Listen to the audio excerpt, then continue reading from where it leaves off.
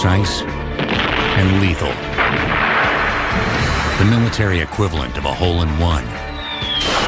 But on history's front nine, there were a lot of bogeys. Direct hits, duds, and dummies. The secret mission of a lost Kennedy, and the breakthroughs that gave the bomb a brain.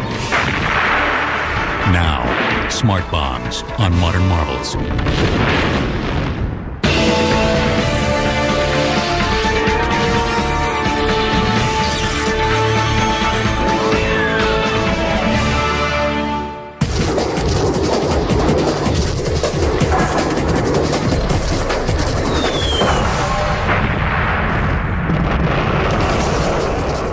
They streak to the spot of a laser, the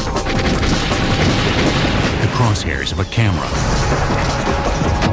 or the pinpoint of GPS coordinates, to strike the right spot at the optimum altitude and angle. In some cases, spread the explosive energy in the right direction, and in some cases even do that in a three-dimensional sense. It hits a place not only at the right point on the ground, but buries underneath the ground in just the right place.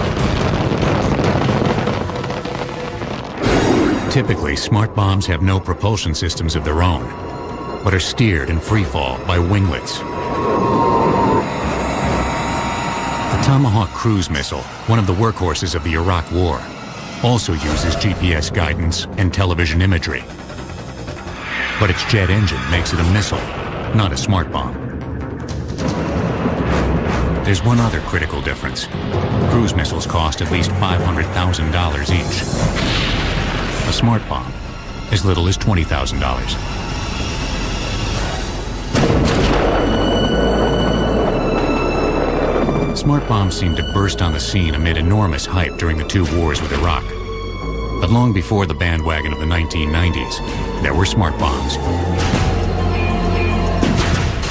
In 1919, Charles Kettering, one of the fathers of precision guidance, had this to say about his brainchild. What is regarded as one of the most destructive weapons invented during the war has been placed in the secret archives of the War Department at Washington. There to remain, it is hoped, even by the inventor, for all times. Dire words to describe a flimsy biplane whose first flight ended miserably. But this was the world's first smart bomb.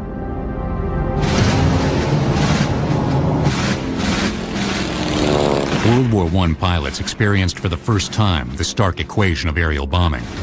Precision equals proximity to the target. But the closer you get to the enemy, the better your chances of getting shot out of the sky. General rule is if the target is worth destroying by us, it's worth protecting by the enemy. So any target you're going after is probably going to be fairly heavily defended. The only way to stem the carnage was to start removing the pilot from the equation, to make a remote-controlled bomb. This is the so-called aerial torpedo, a prototype for a guided weapon invented in 1918 for the U.S. Navy. Not to be outdone, the Army appealed to an inventor and future president of General Motors. They went to Charles F. Kettering and asked him if he could develop something similar for them. Officially still called an aerial torpedo, the bomb was nicknamed the Kettering Bug. The Bug was a hybrid chemical weapon with a 200-pound payload of high explosives and mustard gas. A wing and motor assembly was fitted onto the warhead. For a runway, a short section of dolly track.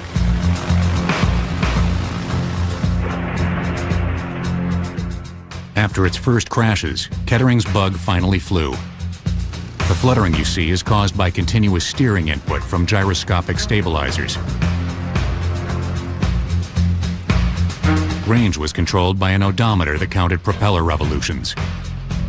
When it reached a preset distance, up to 75 miles, the ignition was killed and the bomb dove. But there were a great many bugs in Kettering's Bug, which was unreliable in testing and deployed too late for combat. Still, in great secrecy, work continued on guided bombs. As two wings gave way to one, in early December 1941, a new kind of flying bomb was tested. Its first flight, as sorry as the Kettering Bugs. But on December 8, 1941, one day after the Pearl Harbor attack, The so-called controllable bomb went airborne. An early version of an optical or television bomb. That's right. It's 1941 and the military already had a TV camera inside a bomb. From a chase plane, the bombardiers saw the TV image and flew the bomb by radio controls, like a really big remote control plane. You're essentially sitting inside the bomb because the TV camera's in the nose and you're flying the bomb. But as the conflict deepened, the U.S. military thought it had the answer to precision bombing. And it wasn't the controllable bomb. In order not to bomb churches, habitations, and only to hit military targets, an instrument of this nature was vital. The bomb sight is just this instrument. The famed Norden Mark 15 bomb sight aimed a bomb drop while taking over a plane's controls during the approach.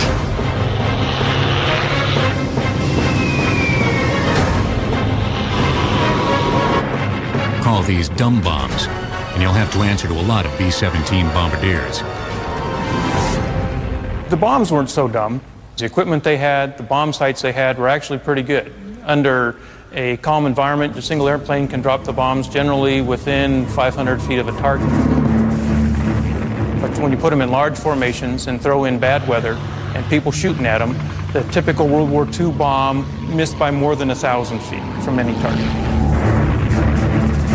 That's why it would take hundreds and even thousands of airplanes, say, to destroy a single factory. The military term was bombs per acre, saturation bombing.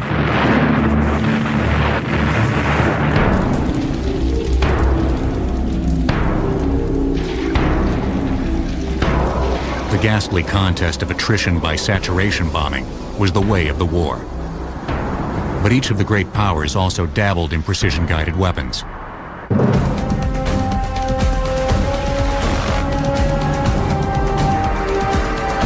The terror bombers of the age flew a barbaric kind of smart bomb.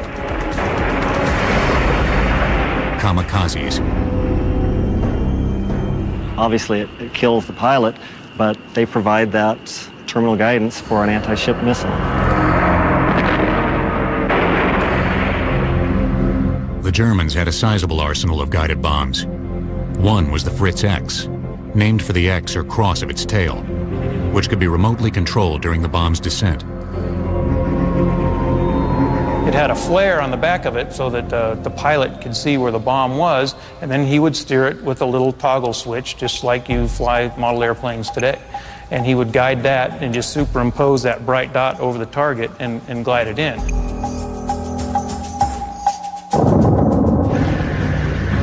Another German smart bomb was the Henschel 293, a glide bomb able to fly great distances as the bombardier sighted its flare into the target.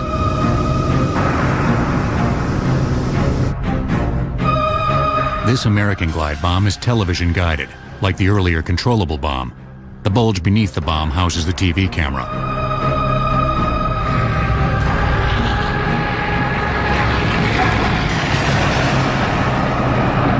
The shallow angle of attack was another advantage to the glide bomb. It skipped the ground until it found the target.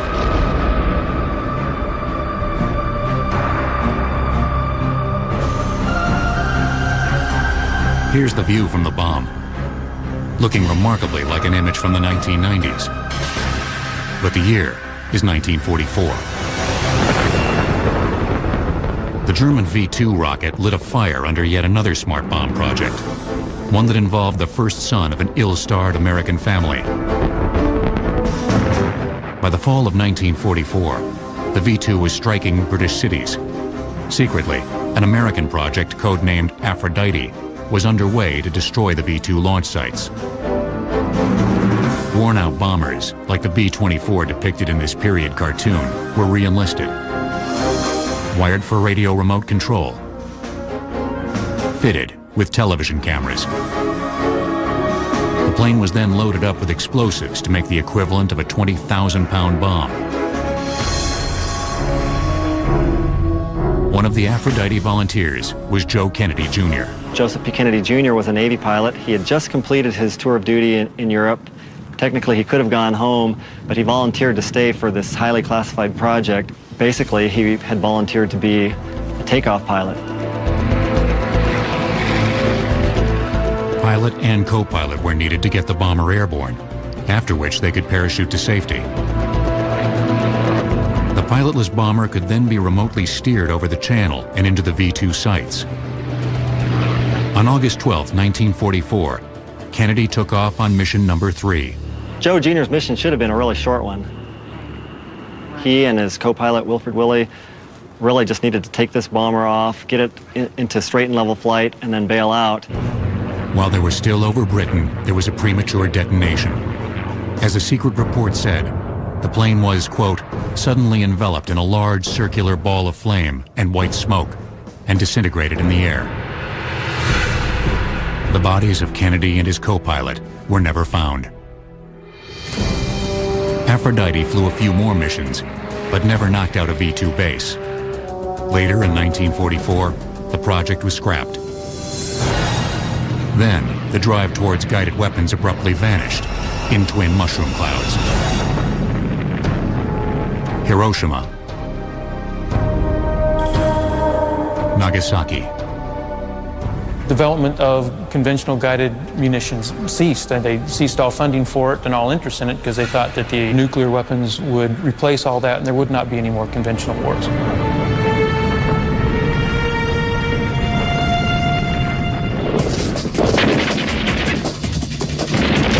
But the history of warfare was about to take a few unexpected detours through places like Korea and Vietnam, places where you could never drop a nuke because of the political fallout, but where you could sure use a bomb precisely guided by a laser beam. The first battleship sunk by a guided weapon was the Italian ship Roma. On September 9, 1943, as she was attempting to defect to the Allies, the Roma was struck by 2 Fritz X bombs and blown in half. Smart bombs will return on Modern Marvels. Bombs away over North Korea. Or rather, bomb away. Because in theory you just needed one. The bright red bridge killer, called a Tarzan, all 13,000 pounds worth. The Tarzan was so big that a B-29 could only hold one bomb, and even to hold one, it had to have a modified bomb bay where it was half exposed. What's in a name? In the case of Tarzan, it's a resume of guided weapons since World War II. The first precision weapon or radio-controlled weapon that was produced in real quantity during World War II was the Azon, which was an acronym for azimuth only. Azimuth means horizontal. An Azon could only be steered left and right. Late in the war, distance or range control was achieved. This new class of guided bombs were called Razons, for range and azimuth only control.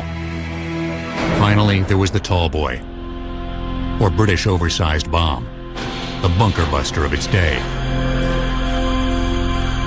Tarzan stood for Tall Boy Range and Azimuth Only Bomb, the knockout punch of a tall boy combined with the pinpoint control of the Razon. The maneuver capability of that weapon was on the order of about 1,000 feet left or right and probably about 1,000 feet long or short of where it would hit if you had put no guidance into it at all.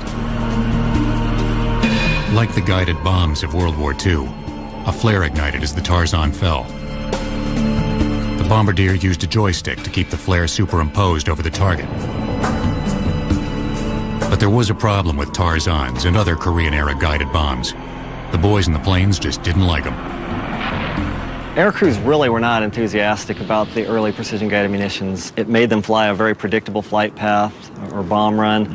The predictability came from maintaining a straight course while the bomb was guided toward its target, making the plane a sitting duck for anti-aircraft fire or enemy fighters.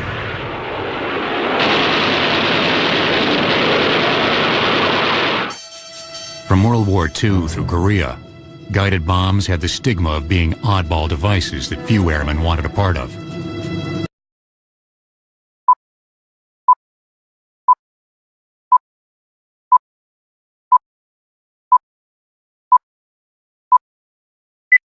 commanders took the view, I think, that it was just a quirky experiment, and they were really into massive bombing. It didn't matter how many airplanes and bombs, there were plenty of them available, so you could send what you needed to destroy a target.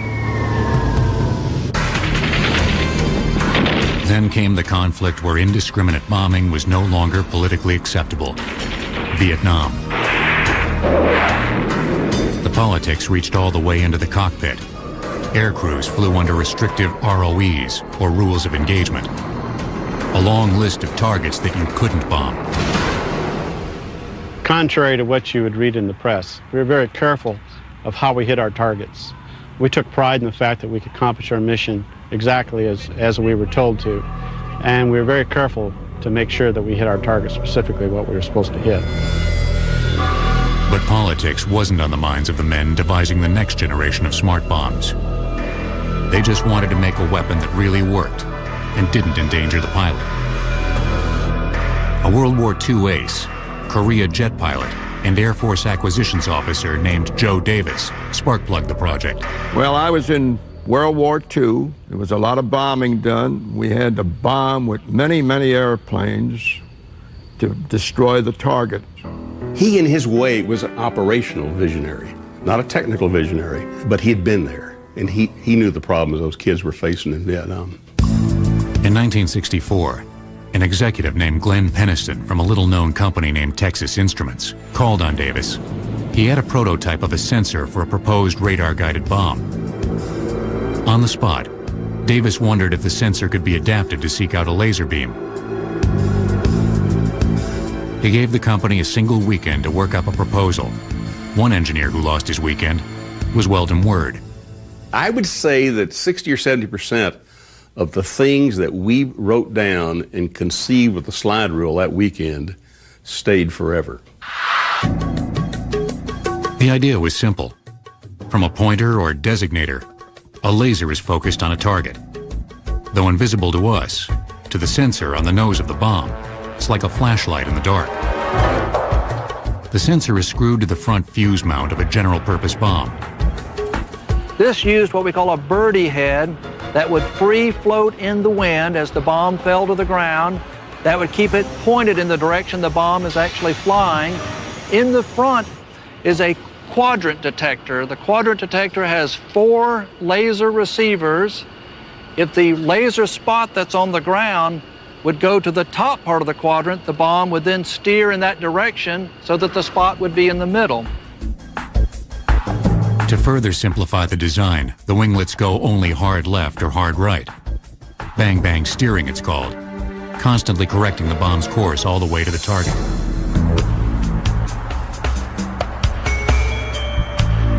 This footage from 1968 is of an advanced test.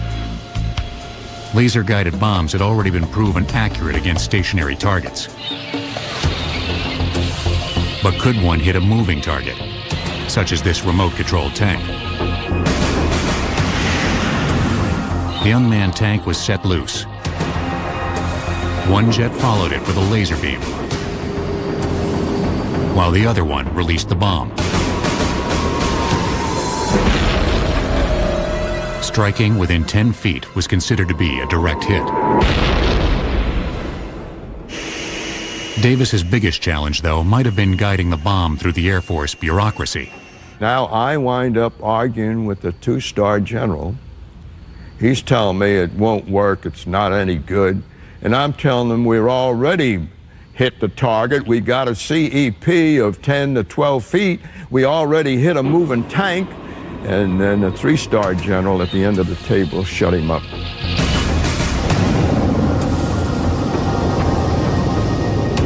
By 1968, the $3,000 weapon was deployed in Vietnam. This time, the air crews approved. We use them primarily against pinpoint targets. Laser bombs were perfect for pinpoint targets, such as targets like gun emplacements, AAA. We use them against like bulldozers even, or we'd try to pick the exact point we'd want to cut a road to stop traffic from flowing. Air crews called them Zots, a name borrowed from Flash Gordon. Zot vanished, but one other nickname stuck. I heard the term smart bomb when I was in that squadron. We used to call them smart bombs, and the unguided bombs were called dumb bombs. In a single operation against a bridge in 1972, Smart won out over dumb.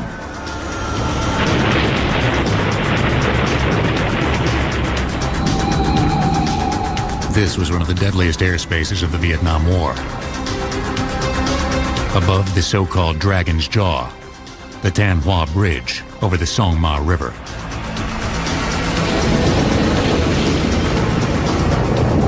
For 5 years, the steel and concrete reinforced bridge had been impervious to conventional bombs. Where they'd flown hundreds of sorties, lost dozens of airplanes and crews trying to destroy this massive iron bridge. Aircraft strike after aircraft strike went into the area and dropped their dumb bombs. Unfortunately, most of these bombs drifted in the wind and missed the target. So there were craters all around the area of the bridge, but the bridge was still standing. In May 1972, 8 planes were sent against the bridge. 4 planes trained lasers on the target, while the other 4 released their bombs. 4 direct hits, and the Dragon's Jaw had taken a knockout punch.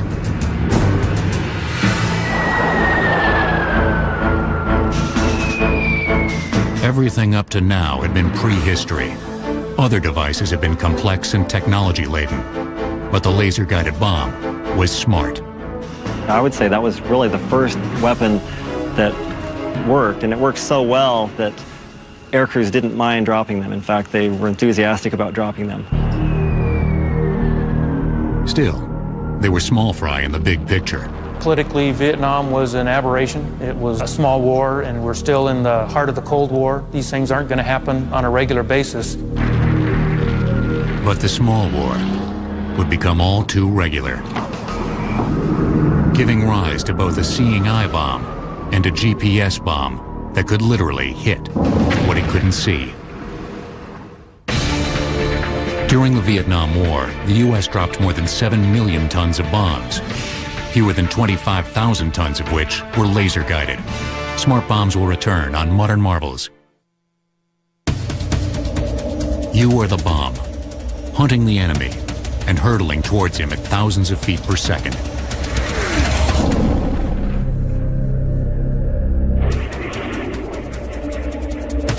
That's the unnerving image you get from an electro-optical bomb. Optical bombs were a 1960s update of the old TV bombs of World War II. A camera's in the nose, but the pilot doesn't need to manually steer the bomb in. He just clicks on the part of the screen he wants to hit. The bomb itself can lock on to a portion of that TV image and then steer itself to that precise point. Or, as pilots call it, fire and forget.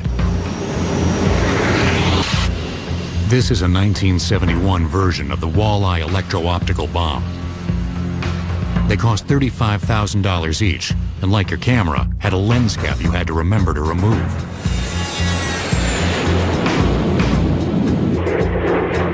During flight, a second protective cap is jettisoned. Now the bomb's eye is wide open. Target is locked.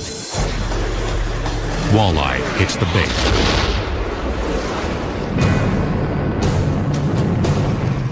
Throughout the Cold War, smart bombs were overshadowed by nuclear weapons. Then in 1990, the Soviet Union ceased to be. Gone too was the prime reason for all those thousands of nukes. MAD, or mutually assured destruction. 1 year later, a new generation of superweapons was ready for their primetime debut. Of course, Desert Storm was a media event in a lot of cases. I mean, you'd get a lot of footage from Vietnam and see those things, but it would be events that happened weeks ago. During Desert Storm, you're getting things that happened last night. During the 30 days of aerial bombardment, all the talk was of smart bombs. Oh, that building is gone. Gun camera footage from electro-optical weapons put TV viewers inside the bomb. Laser-guided bombs were even more accurate, striking an average of 3 meters away from the crosshairs. The word plink entered the vocabulary, as in tank plinking, where smart bombs destroyed enemy vehicles. Another euphemism, collateral damage, gained currency. The number of civilians or collateral dead and injured were fewer than the saturation bombing campaigns of previous wars. But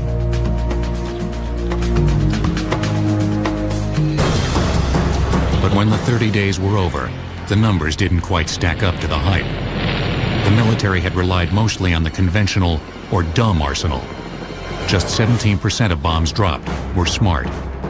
The primary precision-guided munitions delivery platform was the F-111, and there was only one wing of those that had that capability. So you're still looking at a limited force to be able to deliver them, but they were able to destroy a disproportionate number of targets because of the precision guidance that they had.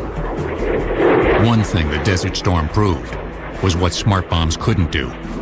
Laser-guided bombs were only effective in almost perfect conditions. The laser-guided bombs, of course, require a laser beam to go all the way from the airplane to the target. That requires it to be line of sight. Clouds or even battlefield smoke could disrupt line of sight, disabling the lasers. Electro-optical bombs could dive beneath the clouds or smoke to reveal a target, but they were useless at night. General Merrill McPeak, for one, saw an urgent need for a new kind of smart bomb. In this handwritten note, the Air Force Chief of Staff groped for a solution. And he just wrote a note that said, I need an all-weather precision-guided munition. And there was a question on it that maybe it would be radar-guided. He didn't know what he wanted, but he knew he wanted something different from what he had.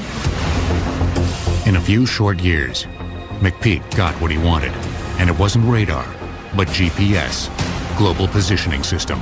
The solution used the same GPS system that your rich cousin has in his Lexus and your rich uncle has in his yacht.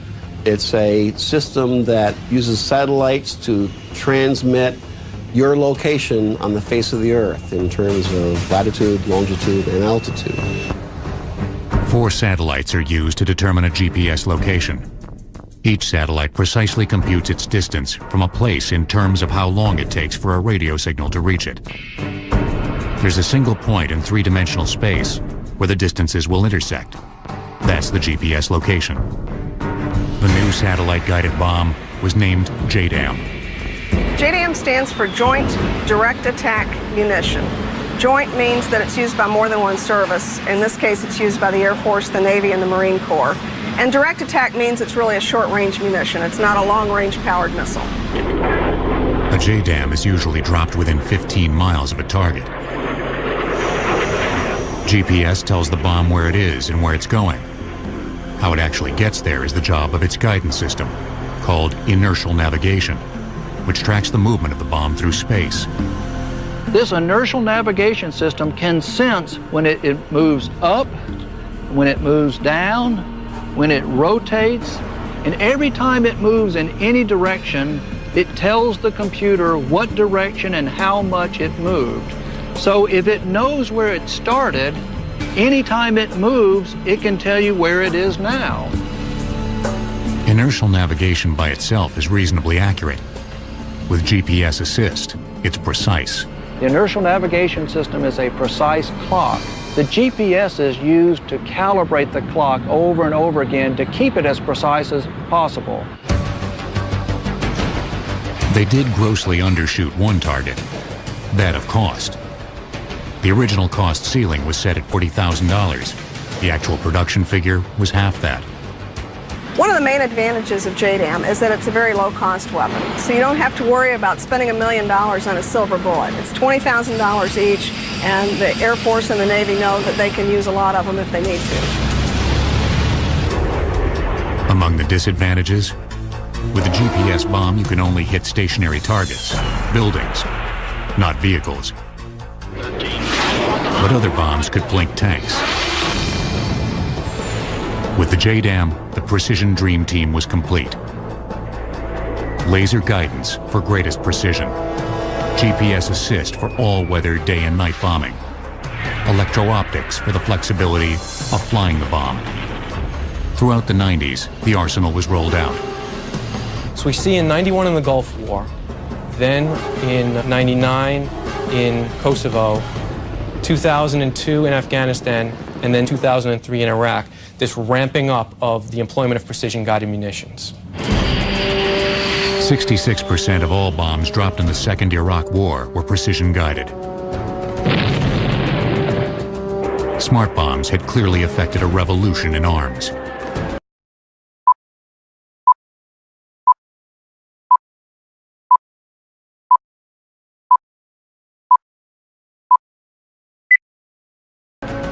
But critics were asking, what about the news accounts of weapons gone tragically off course?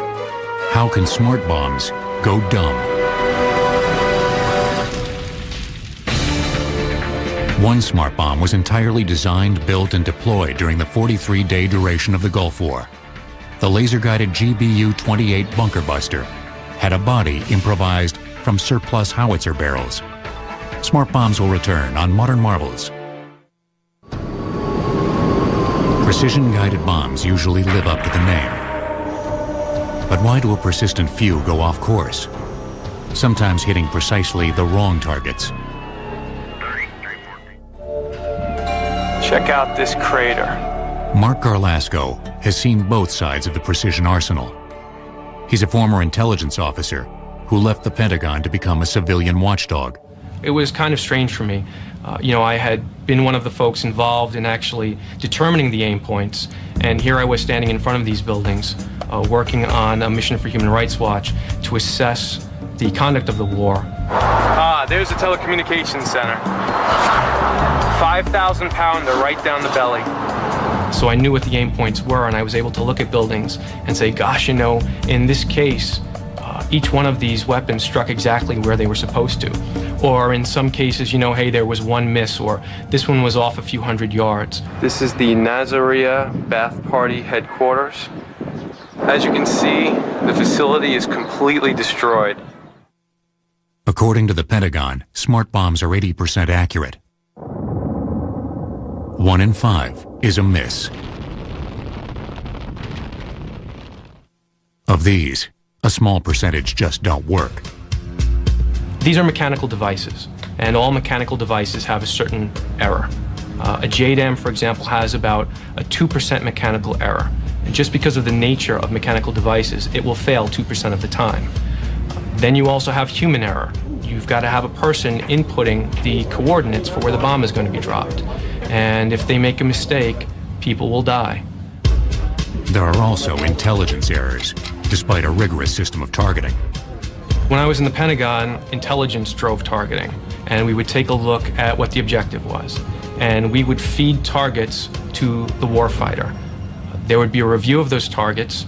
Lawyers would look at it for compliance with international humanitarian law, and then the warfighter would push it back to us and say, these are the ones that we still have on the target list. With potentially hundreds or thousands of targets on that list, there will be errors.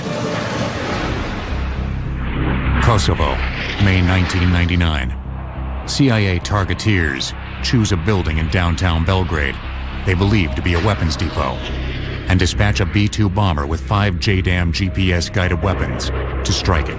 Were they accurate? Very accurate. All 5 struck the building. All 5 struck their aim points. The problem is, the building wasn't what they thought it was. The building was the Chinese embassy. There were 24 casualties, 4 killed, and the United States had a diplomatic crisis on its hands. The official explanation was that targeteers were working from an older map of the city. The Chinese embassy had moved years earlier. In Iraqi freedom, the problem wasn't that we didn't have the right address. It was that often, no one was home. One of the issues is, a lot of the buildings were empty. When the bombings took place at the beginning of the war, the Iraqis had plenty of lead time, and they knew that the war was coming. So this is one of Saddam's bunkers. When I was in the Pentagon, you're doing the best job that you can with the information that you have. And you have to understand that the adversary is doing his very best to deny the information from you. And so you're trying to put together a puzzle from thousands of miles away. Or sometimes from just a hilltop away. Like Mark Garlasco, Green Beret Captain Jason Amarine has also seen both sides of smart bombs. Saved by laser bombs one day, struck by a 2,000-pound JDAM the next. in what's been called the worst friendly fire incident of the Afghanistan War. In 2001, after the World Trade Center bombing, my detachment was alerted to deploy to Afghanistan to conduct unconventional warfare operations. By November 2001, Captain Amarine and his Green Berets were fighting alongside Northern Alliance leader Hamid Karzai. They relied on precision airstrikes to hold their own against overwhelming Taliban forces. And when we described our location to the aircraft overhead, the response was, that's all you've got? And the pilots, to their credit, knew exactly how dire the situation was. And before long, the sky was just loaded with F-18s and F-14s were coming to our aid. And they bombed the hell out of that Taliban convoy all morning as we directed the airstrikes. On December 5th, the little guerrilla unit had advanced closer to Kandahar. Karzai had just been named interim president of Afghanistan. He was expecting to receive surrender terms from Kandahar at any moment. A separate Army command unit was directing airstrikes against some Taliban diehards. From 39,000 feet, a B-52 bomber released a JDAM bomb that was a direct hit on Captain Amarine's position. When the bomb hit, it hit just out of the blue. There's no whistle, there's no telltale sign that a bomb's about to strike. All I knew is there was a massive explosion and I flew through the air. That morning, I lost 22 of my Afghani soldiers, 22 of my best Afghani soldiers. I also lost my team sergeant, Jefferson Davis, my senior communications sergeant, Daniel Pettitori. A friend of mine that was with the headquarters named Cody Prosser was also killed. Amarine himself had both eardrums blown out and shrapnel in his leg. Hamid Karzai was wounded in the face. The preliminary report on the incident, called a fatality bulletin, blamed an overconfident operator who, quote, failed to have his assistant double-check and confirm his target calculations. And so you have 3 Americans died in the strike, and Hamid Karzai almost died. Now, had he been killed, where would Afghanistan be today? Having experienced the alpha and omega of smart bombs, what does Captain Amarine think? One thing I can't stress enough is things are going to go wrong. It's never going to be sterile. You're always going to be hurting people that you intend to hurt and also people you don't intend to hurt. It's just you do your best to make sure that the bombs are dropping on the right target. Warheads on foreheads, as a friend of mine would say. The 80% of direct hits means the technology works. The occasional accidents remind us that war will never really be surgical. The danger in thinking that smart bombs are somehow safe is that we may be quicker on the trigger. The threshold for going to war is lowering. The more you use these weapons, the more we see in these weapons a license to resort to war more frequently, the more we will see that civilian casualties are not a thing of the past. But it's the military's job to be ready for any eventuality. Future wars may be fought with smart weapons like these, robot paratroopers and pinwheeling killing machines.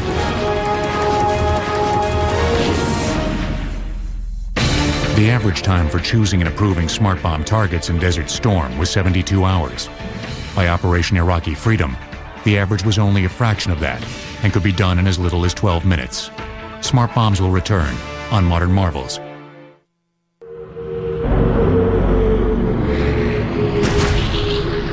On March 11, 2003, at Eglin Air Force Base, a giant weapon with the gaudy nickname Mother of All Bombs was tested.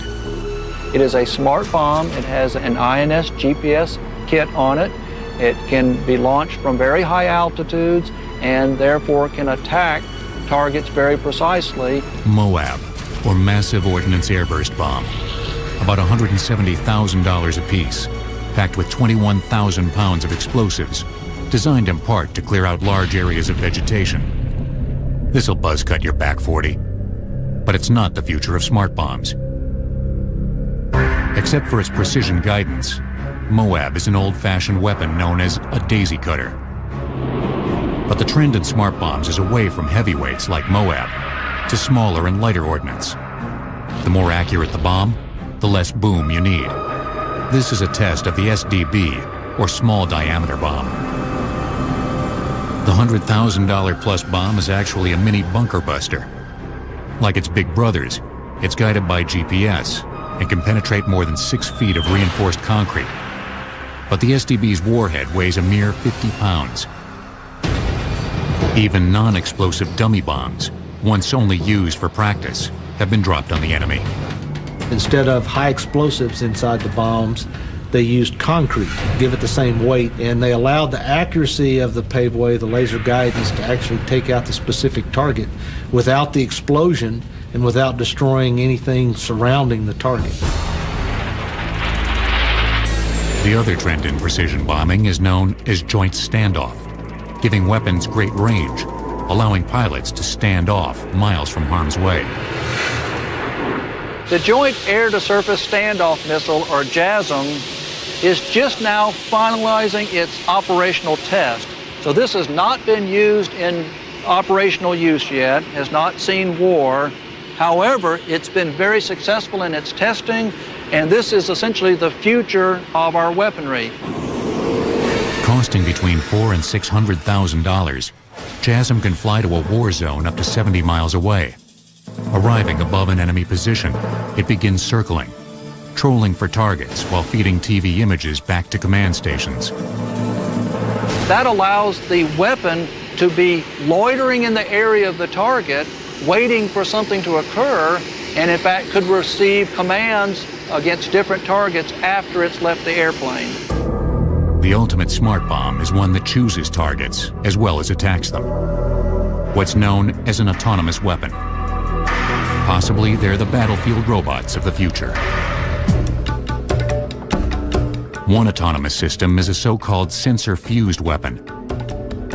Sensor-fused means it's packing different weapons, choosing them on the basis of what it sees. Parachuting from the bomb are many can-shaped objects. Miniature rotors help each one patrol a battlefield while sensors scan the area. It would look for a heat signature. It might look for a shape. It might look for a sound. The particular heat signature of a tank would signal the weapon to release an armor-piercing round.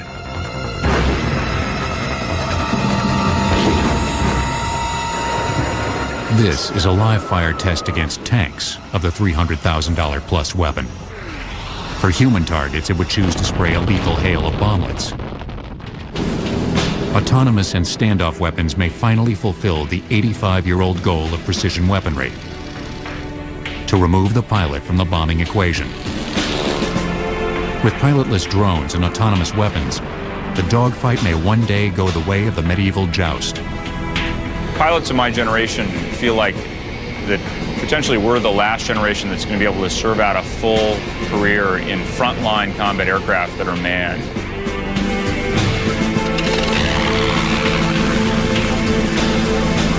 From the aerial torpedo to the laser-guided bomb to joint standoff weapons, safeguarding pilots has always been the goal. Protecting non-combatants, the humanitarian bonus. You know, in the Second World War, you had things such as Dresden, where entire cities were bombed. Or you had Hiroshima and Nagasaki, where just huge, massive amounts of civilian casualties were sustained. That's something that no one ever wants to happen again. With precision weapons, there may never be another Dresden. But there may be many more Baghdads.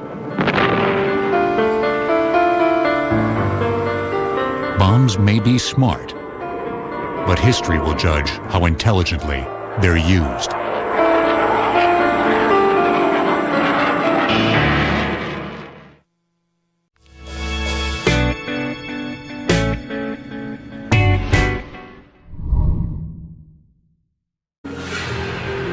dire words to describe a flimsy biplane whose first flight ended miserably.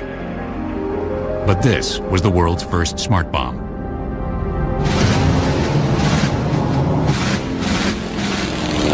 World War I pilots experienced for the first time the stark equation of aerial bombing. Precision equals proximity to the target. But the closer you get to the enemy, the better your chances of getting shot out of the sky. General rule is if the target is worth destroying by us, it's worth protecting by the enemy. So any target you're going after is probably going to be fairly heavily defended. The only way to stem the carnage was to start removing the pilot from the equation, to make a remote-controlled bomb. This is the so-called aerial torpedo, a prototype for a guided weapon invented in 1918, but its jet engine makes it a missile, not a smart bomb. There's one other critical difference. Cruise missiles cost at least $500,000 each. A smart bomb, as little as $20,000. Smart bombs seemed to burst on the scene amid enormous hype during the two wars with Iraq. But long before the bandwagon of the 1990s, there were smart bombs. In 1919, Charles Kettering, one of the fathers of precision guidance, had this to say about his brainchild. What is regarded as one of the most destructive weapons invented during the war has been placed in the secret archives of the War Department at Washington. There to remain, it is hoped, even by the inventor, for all times.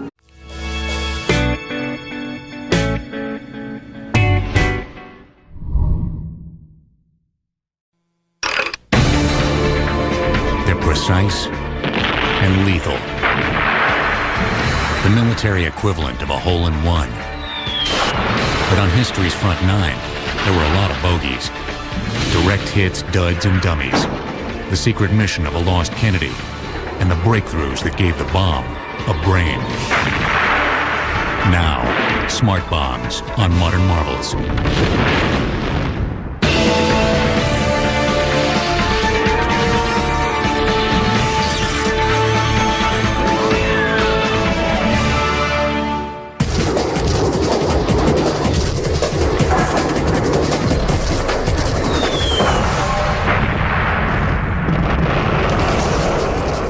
They streak to the spot of a laser, the crosshairs of a camera, or the pinpoint of GPS coordinates. To strike the right spot at the optimum altitude and angle. In some cases, spread the explosive energy in the right direction, and in some cases even do that in a three-dimensional sense.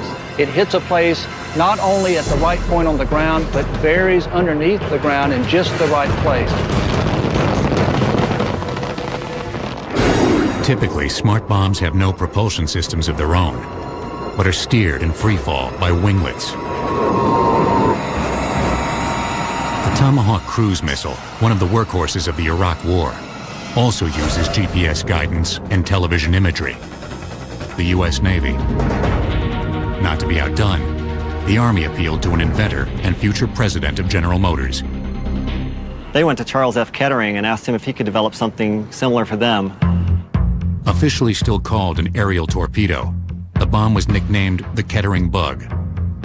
The Bug was a hybrid chemical weapon with a 200-pound payload of high explosives and mustard gas. A wing and motor assembly was fitted onto the warhead. For a runway, a short section of dolly track.